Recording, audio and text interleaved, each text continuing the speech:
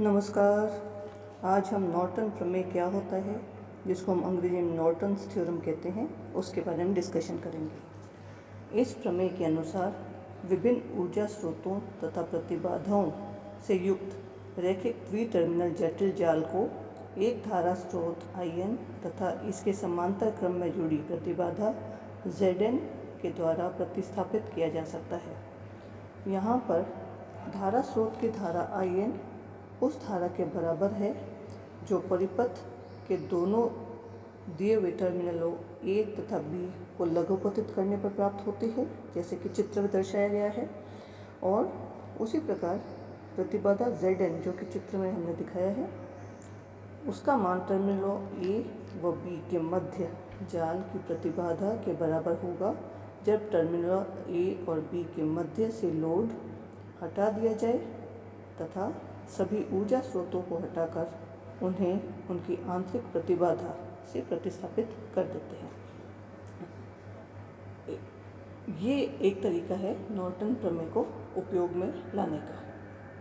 Norton प्रमेय Thevenin प्रमेय का उत्क्रम है, क्योंकि नॉर्टन परिपथ में वोल्टा जनित्र की जगह धारा जनित्र लिया जाता है तथा नॉर्टन प्रतिबाधा ZN, जो कि Z थेवेनिन के बराबर होता है, उसको धारा जनित्र के श्रेणी क्रम की जगह समांतर क्रम में लगाया जाता है। जैसे कि हमने देखा था, थेवेनिन में हम प्रतिबाधा को श्रेणी क्रम में लगाते हैं और नॉर्टन में हम इसे समांतर क्रम में हम प्रतिबाधा ZN जोड़ते हैं।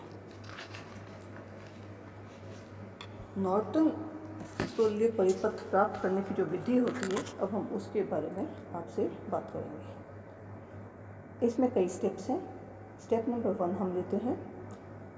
जिन दोनों टर्मिनलों के मध्य नॉर्टन तुल्य परिपथ प्राप्त करना हो, उनके बीच से लोड को हटा दीजिए तथा दोनों टर्मिनलों के बीच का पथ लघुपतित कर दीजिए। मतलब कि जो भी सर्किट है, जैसे कि चित्र में बताया है, A और B, इसके बीच का हमने जो लोड रेजिस्टेंस है वो हटा दिया और उसको हम लघुपतित कर देते हैं।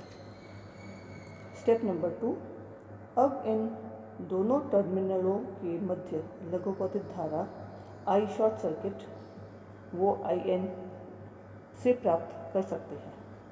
तीसरा जो स्टेप है, अब सभी वोल्टता स्रोतों को हटाकर उन्हें उनकी आंतरिक प्रतिबाधाओं से प्रतिस्थापित कर देते हैं। जो चौथा स्टेप है, अब जो दो टर्मिनल थी A और B, उनके मध्य खुला परिपथ रखते हैं और उसके मध्य जो तुल्य प्रतिबाधा होती है ZN, वो हम ज्ञात करते हैं। 5वां नंबर स्टेप, अब नॉर्टन तुल्य परिपथ प्राप्त करने के लिए ZN को धारा स्रोत IN के समांतर क्रम में जोड़ते हैं। 6ठा स्टेप, लोड प्रतिबाधा ZR को नॉर्टन तुल्य परिपथ के टर्मिनलों के मध्य लगा देते हैं। और लास्ट स्टेप है 7वां स्टेप, धारा के वितरण के नियम से लोड ZR से बहने वाली धारा को मान ज्ञात कर लेते हैं।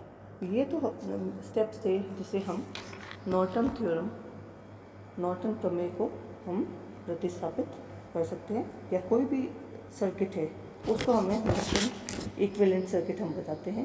वो कैसे बनाया जाता है वो हमें बताना है।